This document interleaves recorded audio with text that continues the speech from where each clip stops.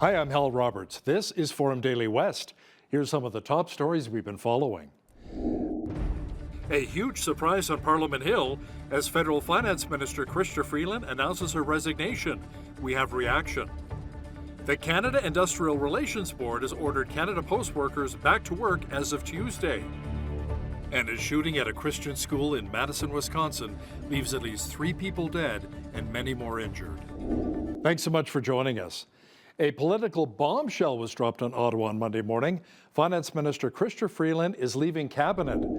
She made the surprise declaration ahead of a scheduled cabinet meeting. It comes as she was set to deliver the fall economic statement. The reports that the Prime Minister Justin Trudeau wanted Freeland to leave finance and accept a different portfolio, which she declined. Canada's Public Safety Minister Dominic LeBlanc was sworn in earlier on Monday as Canada's new finance minister. Federal Cabinet Ministers Anita Anand and Patty Hajdu, along with Ontario Premier Doug Ford, reacted to the surprise resignation of Chrystia Freeland as our country's finance minister. Chrystia Freeland is a good friend, someone I work with very, very closely as President of the Treasury Board and Minister of Transport. This news has hit me really hard, and I'll reserve further comment until I have time to process it. I wish her all the best. Look, these are difficult and deeply personal decisions, and obviously she's made that decision, and I respect her for it. Premier, you must be concerned about the resignation of Chrystia Freeland today. Well, I think we all are, but again, this is a time for the premiers to step up, which we're going to, and project unity across the country. And again, we have great premiers, all different locations from coast to coast to coast.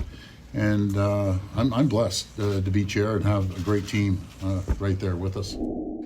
Federal Conservative leader Pierre Poilievre also chimed in on the Freeland resignation, saying the current federal government is simply spiraling out of control. Today, mere hours before Trudeau's finance minister was to deliver a fall economic update that was expected to smash through her already massive deficit targets, she announced she no longer has confidence in the Prime Minister.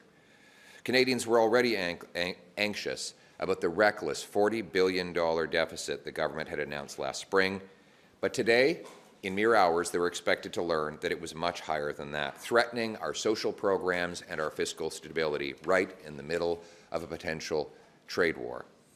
The Prime Minister, with the help and instigation of carbon tax Carney, pushed Ms. Freeland to bring on massive, unsustainable, irresponsible spending increases that blew through her self-imposed guardrail. Now, the fall economic statement revealed that Canada's deficit ballooned from $40 billion to almost $62 billion. That includes $1.3 billion over the next 6 years to beef up Canada's border security.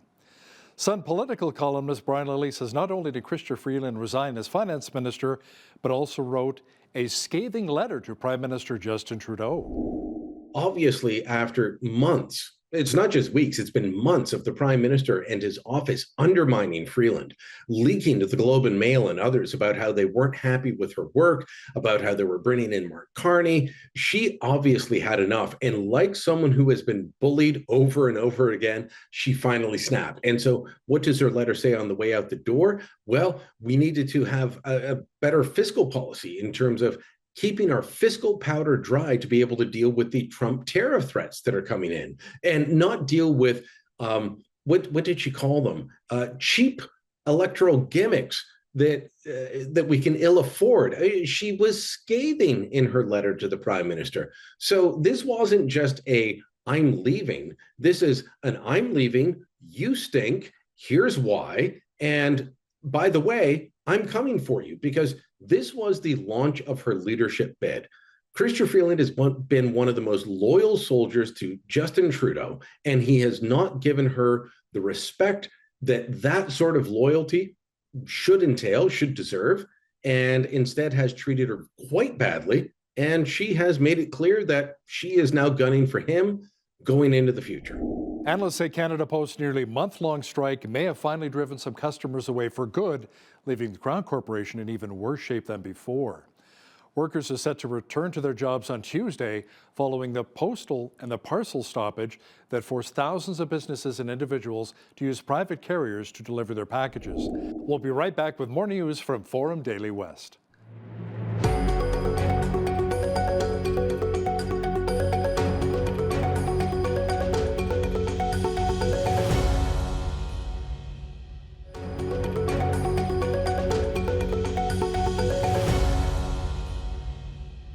Chrystia Freeland is not the only one out the door. Canada's housing minister, Sean Fraser, announced today that he will not be seeking re-election.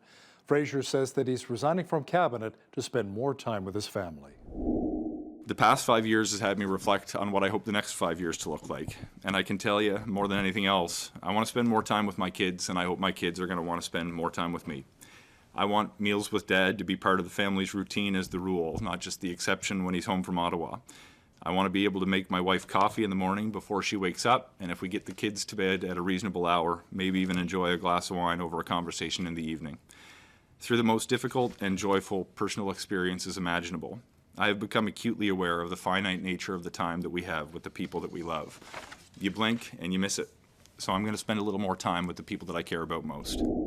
Canada's premiers are meeting in Toronto right now to discuss cross-border trade on the heels of a 25% tariff threat from U.S. President-elect Donald Trump.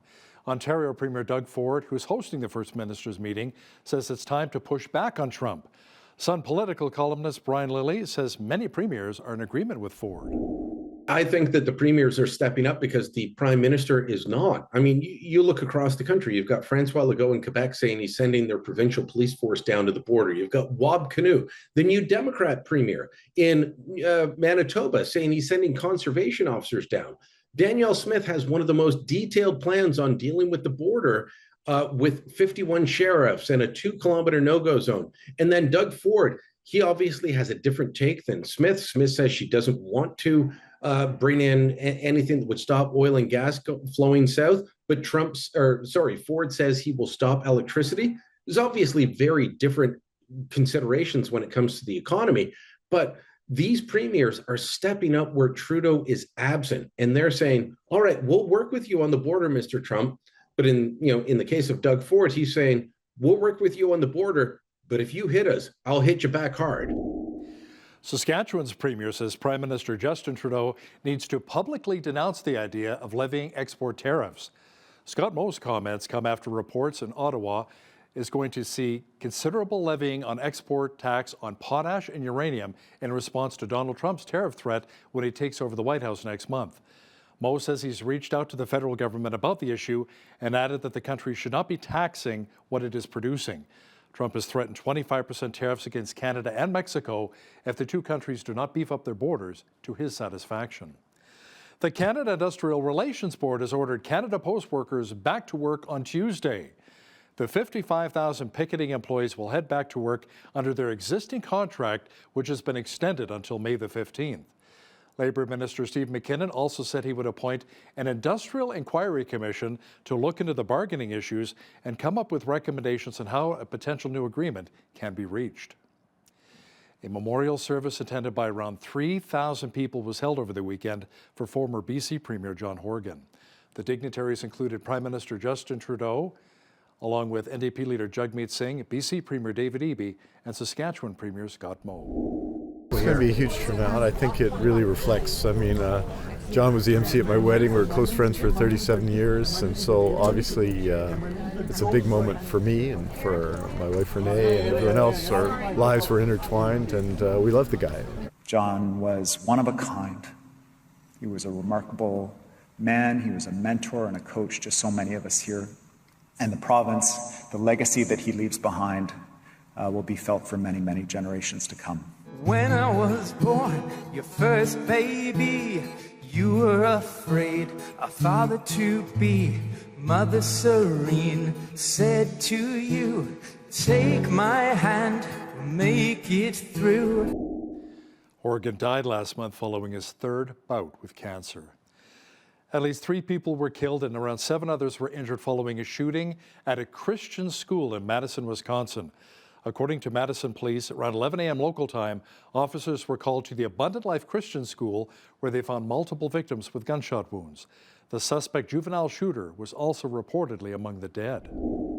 We're still going through, collecting evidence, collecting information, making sure that our community is safe from what is a sad day for our community and for our country. And we have to do a little bit better. I don't have all the answers that you want right now, but I will tell you this, we have some of the best officers in the entire country. Our detectives are amazing. We're gonna go and work hard and go through this scene so that we can piece together what exactly happened.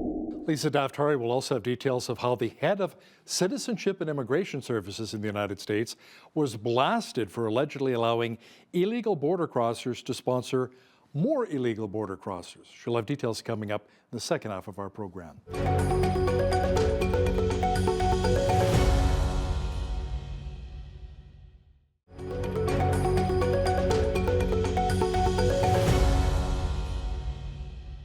Well, it appears as though Hamas is at a breaking point.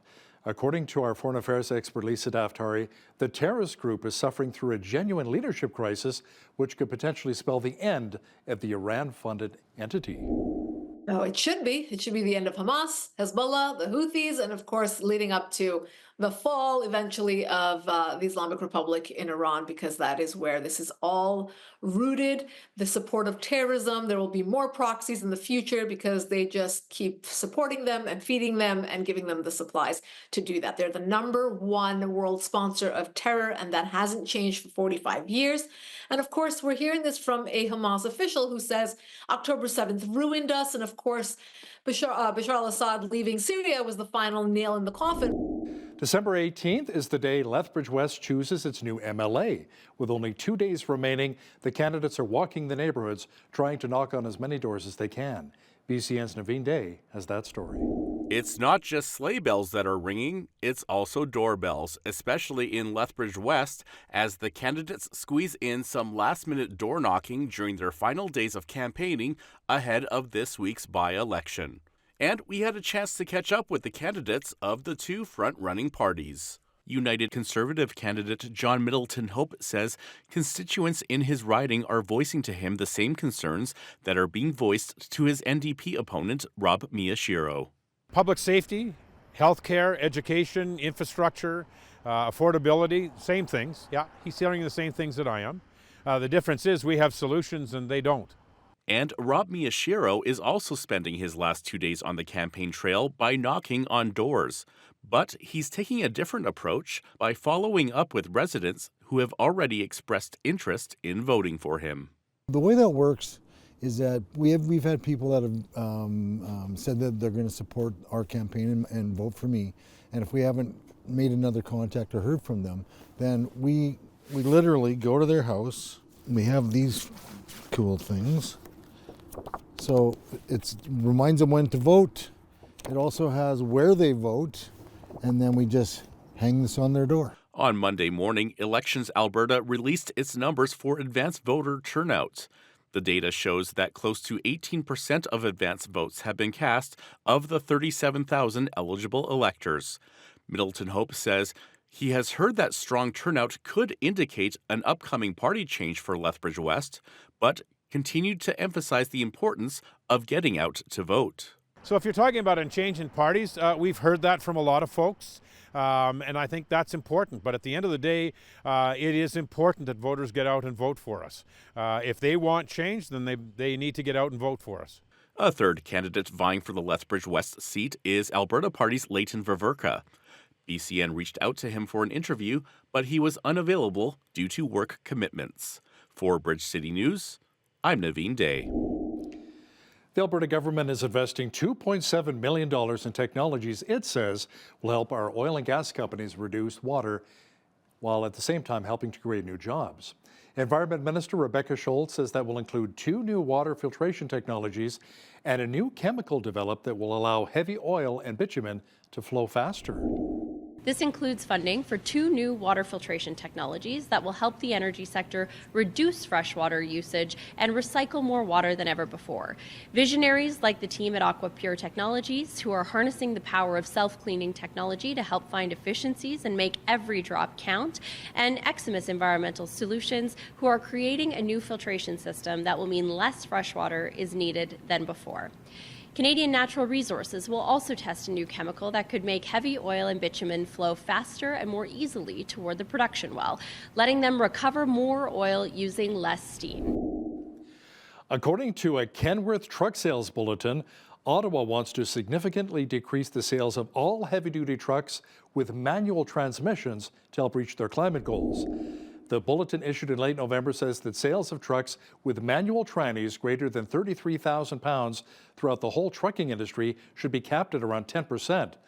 The new measures are to comply with Environment and Climate Change Canada to reduce the amount of greenhouse gases. Now, Bridge City News reached out to Great West Kenilworth here in Lethbridge, and an official said that 65% of buyers purchased trucks with a manual transmission. They say when the bulletin broke 3 weeks ago, it brought shock to the company. Lethbridge Police have released their year-end targeted enforcement strategy. They claim significant results in enforcing crime disruption and downtown disorder. The strategy was a collaboration of multiple LPS units and teams beginning in March and lasting through December 11th. That's your Forum Daily West report. I'm Hal Roberts. Thanks so much for watching.